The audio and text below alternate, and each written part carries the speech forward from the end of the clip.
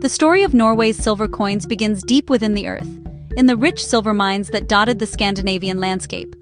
But the coins themselves, as a formal currency, took time to develop. Early on, the Vikings used a system based on weight, not individual coins. They would carry pieces of silver, known as hack silver, which could be jewelry, ornaments, or fragments of other coins. When they needed to buy something, they would simply chop off a piece of the required weight. This was a practical system, but it was also imprecise, and required everyone to carry a set of scales. It was a world of raw value, where silver was silver, regardless of its shape or origin. Everything changed around the end of the 10th century.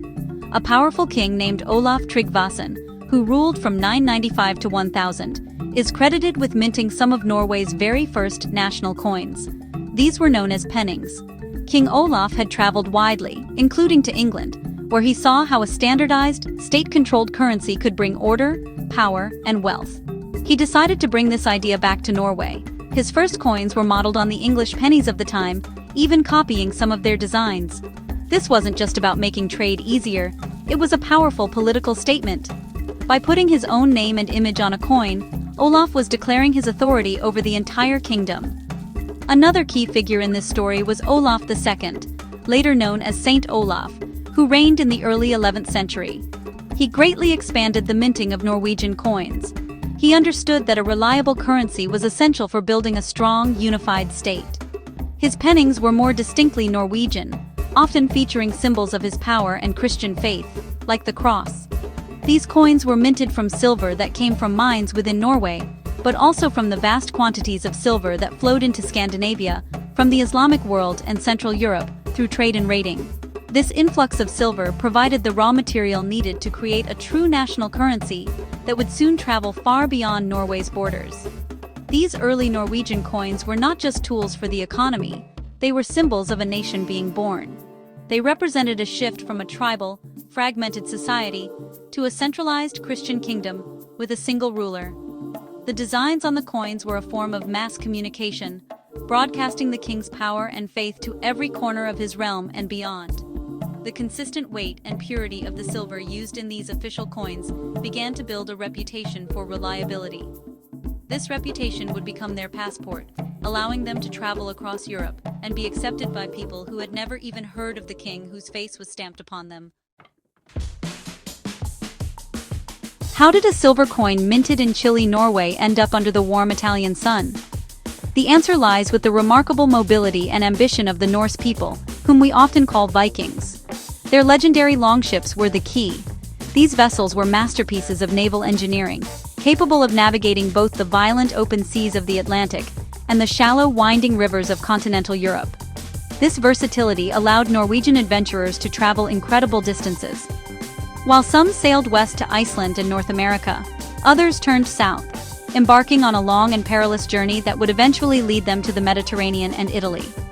It was a voyage that promised immense wealth and glory. These journeys to Italy were not accidental. They were driven by powerful motivations. One major driver was trade. The Vikings were savvy merchants who sought luxury goods that were unavailable in the north, such as fine wines, silks, spices, and glass from the Byzantine Empire and the Islamic world, all of which flowed through Italian ports. They brought valuable northern goods to trade, including amber, furs, walrus ivory, and, of course, their trusted silver coins. The Norwegian penning became a convenient and recognizable form of payment in the bustling markets of cities like Venice, Genoa, and Amalfi, which were the great trading hubs of the medieval Mediterranean world. Another significant path for Norwegian men and their silver to Italy was through military service. Many Norsemen traveled to Constantinople, the magnificent capital of the Byzantine Empire, to serve as elite mercenaries in the emperor's personal bodyguard, known as the Varangian Guard. These warriors were famous for their loyalty, strength, and fearsome battle axes. They were paid handsomely for their service, often in silver and gold. Many of these Varangians served in Byzantine-controlled territories in southern Italy and Sicily, fighting against Lombard and Arab forces. Their pockets would have been filled with coins from across the empire, including their own Norwegian silver brought from home, which they spent in local towns and villages. This flow of people and money created a direct and sustained connection between Norway and Italy. Imagine a Viking warrior, after years of service in the south, deciding to return home, he might travel back up the Italian peninsula, spending his saved silver along the way, or consider an Italian merchant who acquired Norwegian coins in a trade for spices. He might then use that same silver to buy wool from a Flemish trader, who in turn might use it to buy timber in the Baltic. The coins were constantly moving, weaving a complex web of economic and cultural interaction that stretched across the entire European continent, linking the northern fjords to the heart of the ancient Roman world. The story of these silver coins is really the story of the people who use them. In Norway, kings like Harald Hardrada stand out. Before becoming king of Norway in 1047, Harald spent 15 years as a high-ranking commander in the Varangian Guard. He fought battles across the Mediterranean, including in Sicily, and amassed an enormous personal fortune, which he had shipped back to Scandinavia. Historians believe it was the largest private treasure accumulated by any single Scandinavian in the Viking Age. When he returned to Norway and became king, he used this vast wealth, much of it in the form of silver coins from his travels, to consolidate his power and fund his own ambitious minting program, creating coins that would continue the cycle of trade and travel. In Italy, the coins passed through the hands of a completely different set of powerful figures, the merchants and rulers of the burgeoning city-states. Imagine a Venetian merchant in the 11th century, standing on a dock as a northern ship unloads its cargo of furs. He might accept payment in Norwegian silver pennings, recognizing their consistent weight and quality. This merchant wouldn't care about the king pictured on the coin. He cared about its value. He might then use that same silver to finance a shipment of pepper from Alexandria. The Doge of Venice, the city's elected ruler, would have indirectly benefited from this trade, as taxes and tariffs on this international commerce filled the city's coffers and funded its powerful navy. The coins also tell the story of Norman adventurers who carved out their own kingdoms in southern Italy and Sicily during the 11th century. These Normans were themselves of Viking descent, having settled in northern France a century earlier. They shared a common heritage with the Norwegian travelers and mercenaries arriving in Italy. Figures like Robert Guiscard, a brilliant and ruthless Norman leader, established a powerful duchy in southern Italy. His armies included newly arrived Scandinavian mercenaries who would have spent their Norwegian silver in the towns they conquered and settled. This created pockets within Italy where Norwegian coins were not just exotic foreign currency, but a familiar part of the local economy. Beyond the famous kings and warriors, the coins were part of the lives of countless ordinary people. A Norwegian pilgrim traveling the long road to Rome to visit the holy sites might have used his native coins to buy food and lodging along the way. An Italian stonemason working on a new church in Salerno might have been paid with silver that had, just a few months earlier, been in the purse of a Varangian guard. Each coin found in Italian soil represents a human story, a transaction, a journey, a dream of a better life. These small metal discs connect the grand ambitions of kings with the daily needs of common folk across a vast and diverse continent. The physical appearance of Norwegian silver coins was never static. It evolved dramatically over the centuries, reflecting the changing political, religious, and artistic trends of the age. The very first pennings, minted under Olaf Tryggvason around 995, were quite crude by later standards. They were heavily inspired by Anglo-Saxon pennies, often featuring a simple cross on one side and a rudimentary depiction of the king's authority on the other. The goal was not artistic beauty, but, functionality and recognition. The lettering was often basic, simply stating the king's name and title. These early coins were a declaration. Norway now had a king and a currency, just like the more established kingdoms to the south. As we move into the 11th century, under kings like Saint Olaf and Harald Hardrada, the coins began to develop a more distinct Norwegian character. While the cross remained a dominant feature, symbolizing the kingdom's Christian identity, the portraits of the rulers became slightly more stylized. Some of Harald Hardrada's coins, for example, show a unique triquetra symbol, a three-cornered knot that may have had both Christian and Older Norse significance. The quality of the silver remained high, but the minting techniques were still relatively simple. The coins were often irregularly shaped, and the strike could be weak, meaning the image wasn't always clear. Yet, their value was in their silver content, not their aesthetic perfection. By the High Middle Ages, from the 12th to the 14th centuries, Norwegian coinage underwent another transformation, influenced by broader European trends. The coins became thinner and broader, allowing for more complex designs. The portraits of the kings became more realistic and were often shown wearing crowns, and holding symbols of royal power like a scepter. The inscriptions became more elaborate, sometimes including mottos or references to the minting location. This period saw the introduction of new denominations as well, moving beyond the simple penning. This evolution showed Norway's growing integration into the European political and economic mainstream. The coins looked more like their German, French, and English counterparts. The value of the coins also changed over time. In the early Viking Age, the value was almost entirely based on the weight and purity of the silver. A penning was worth 1 penning weight of silver. However, as royal authority grew stronger, the concept of fiat value began to emerge.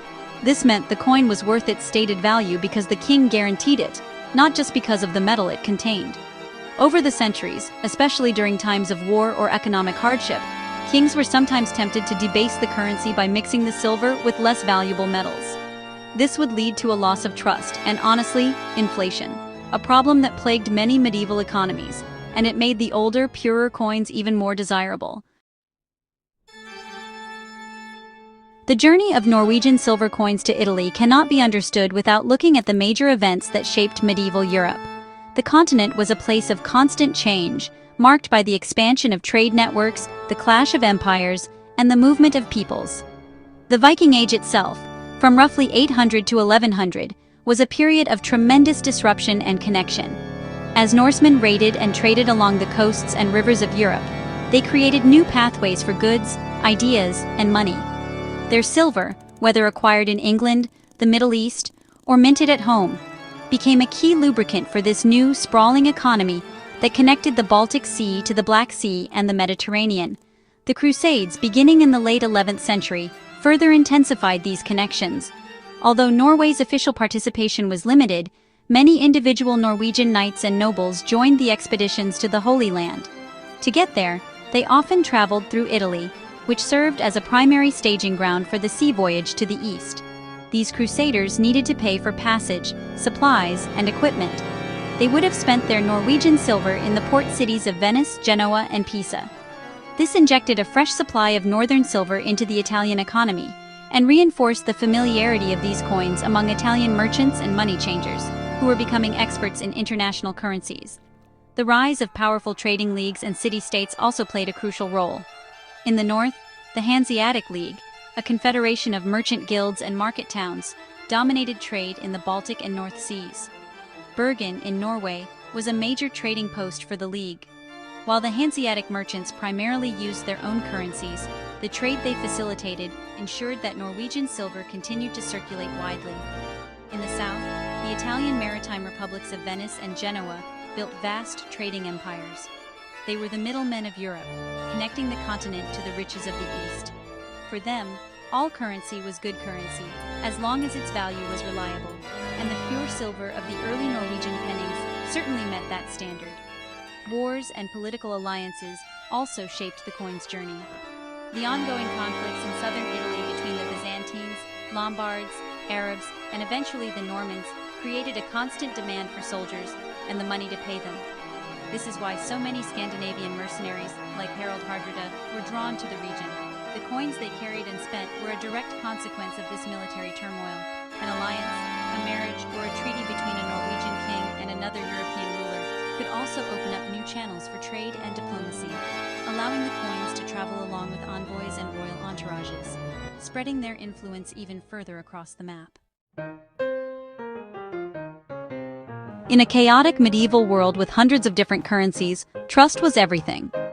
The reason Norwegian silver coins found acceptance so far from home was simple. They were trustworthy. Especially in the early period, from the 10th to the 12th centuries, Norwegian kings understood that the reputation of their currency depended on its quality. They minted their pennings with a very high and consistent silver content, often over 90% pure. In an age where many rulers would secretly debase their coinage by mixing in cheaper metals like copper to make a quick profit, the reliability of Norwegian silver made it stand out. A merchant in Amalfi might not be able to read the name of the Norwegian king, but he could test the silver and know he was getting honest value. This reliability made the coins a form of trade currency. Think of it like the US dollar today, which is accepted in many countries around the world regardless of the local money. Norwegian pennings, along with other high-quality coins like English pennies and Arab dirhams, functioned in a similar way in the medieval era. They became a common standard of exchange for international trade. An Italian merchant could accept Norwegian silver with confidence, knowing he could easily use it to trade with a German, French, or Byzantine partner. The coin's origin was less important than its intrinsic value, which was guaranteed by its purity and weight. The physical characteristics of the coins also contributed to this trust. They were minted to a relatively consistent weight standard, which made them easy to count and value in large transactions. Even when Vikings used hack silver, chopping coins into pieces, the high purity of the original coin ensured that even a fragment had a predictable value based on its weight. This practicality was essential for the fast-paced world of trade. Money changers in busy Italian ports would have had scales and testing kits to verify the quality of foreign coins, and the Norwegian silver would have consistently passed the test, reinforcing its reputation as a safe and stable currency to handle. Finally, the very presence of these coins in large numbers helped build trust. When merchants and mercenaries from the north consistently arrived with the same type of high-quality silver, it became familiar. Familiarity breeds acceptance. An Italian shopkeeper who had successfully completed a transaction with a Norseman using a silver penning would be more likely to accept it again in the future. Over time, this repeated interaction built a legacy of trust that was more powerful than any royal decree. The coins became their own ambassadors, carrying a silent promise of pure silver and honest trade wherever they traveled, from the royal courts of Norway to the bustling docks of Naples. Today, the fascinating story of Norway's silver coins in Italy is primarily told through the artifacts left behind, carefully preserved in museums and private collections. These coins are no longer used to buy goods, but they are priceless treasures for archaeologists and historians. Many have been discovered in what are known as hoards. A hoard is a collection of coins, jewelry, and other valuables that was deliberately buried in the ground for safekeeping. People buried hoards during times of war or unrest, hoping to return later to retrieve their wealth. When the owner never returned, the hoard remained hidden for centuries, a perfect time capsule waiting to be discovered. Several important hoards containing Norwegian coins have been unearthed in Italy, particularly in the south and in Sicily, regions with strong Norman and Byzantine connections. For example, a find near Salerno or Palermo might contain a mix of Byzantine gold coins, Arab silver dirhams, local Italian currencies, and a handful of Norwegian pennings. Each of these mixed hoards provides a stunningly clear snapshot of the international connections of the time. They are physical proof that a person living in 11th century Italy had access to and was using money from all corners of the known world. These finds are often the highlights of archaeological museum exhibits in places like Rome, Naples, and Palermo. Beyond Italy, major international museums are key places to see these coins. The British Museum in London, for instance, has one of the world's most extensive collections of Viking Age coins, including many Norwegian specimens that are identical to those found in Italy. In Scandinavia, the Kulturhistorisk Museum in Oslo, Norway, holds the national collection, providing the most complete overview of the history of Norwegian minting. By comparing the coins found in Italy with the pristine examples held in Oslo, experts can identify their exact origin, the king who minted them, and the period they were made, unlocking more secrets about their incredible journey south. The story of these coins also lives on in academic research and popular history. Archaeologists, numismatists, coin experts, and historians continue to study these silver messengers, publishing their findings in books and scholarly articles. Television documentaries and online resources, inspired by these discoveries, bring the story to a wider audience, firing up the public imagination. So while you may not find a Norwegian penning in your pocket change, its echo survives. It exists in museum display cases, in the pages of history books, and in the enduring story of a time when the world was far more connected than we ever thought possible, all thanks to a small, unassuming piece of silver. The journey of Norwegian silver coins to Italy is more than just a curious footnote in history. It is a powerful testament to the boundless human spirit of exploration, trade, and connection. These small silver discs fundamentally change our perception of the medieval world, revealing it not as a dark and isolated age, but as a vibrant and surprisingly globalized network. The Vikings were not just fearsome marauders, they were also the traders, mercenaries, and travelers who acted as the arteries of this system, pumping silver and commerce from the northernmost edges of Europe to its Mediterranean heart. Their legacy is one of opening the world. The coins themselves leave a legacy of trust and standardization. In an era of uncertainty, the consistent purity of Norwegian silver helped create a common language for international trade. It demonstrated that a reputation for quality was a currency in its own right, one that could transcend borders, languages, and cultures. This principle remains just as relevant today in our modern global economy, where trust in financial systems is paramount. The medieval merchant accepting a Norwegian penning in Venice, and the modern investor buying stock on a foreign exchange are connected by this same fundamental need for reliability and a trustworthy standard of value.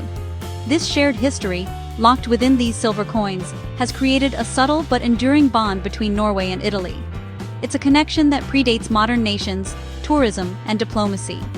It reminds us that the relationship between these two seemingly distant cultures is not a recent development, but one that is 1,000 years old, forged in the heat of commerce and adventure.